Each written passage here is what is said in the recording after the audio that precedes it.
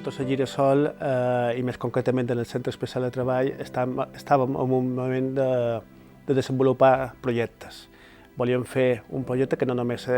dediqués a donar serveis de jardineria, neteja o manteniment, sinó que aportés alguna cosa. I vam tenir la idea de fer un autocinema, un cinema per anar als pobles a donar cultura i que els nostres usuaris, les persones per les que nosaltres fem feina, poguessin dur endavant aquest projecte. La nostra raó de ser és insertar persones amb problemes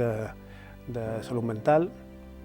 Per tant, el que nosaltres volem és que siguin ells els que duguin endavant un projecte d'aquest tipus.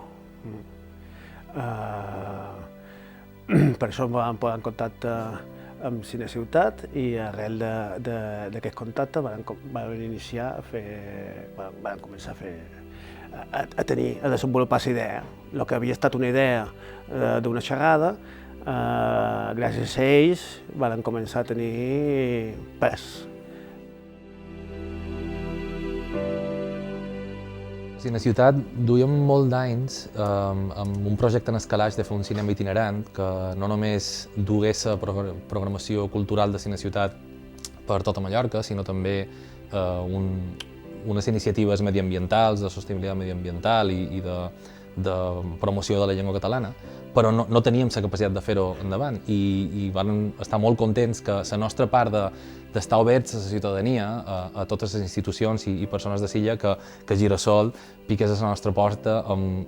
aquest altre vessant del projecte que ho feia completament rodó, que era la part d'integració social. Per tant, per nosaltres,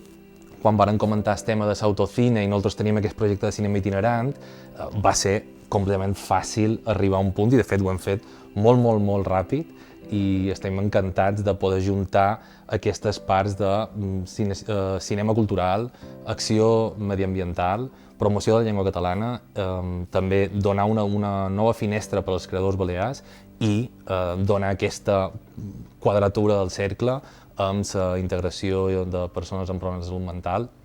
i també alliberar l'estigma.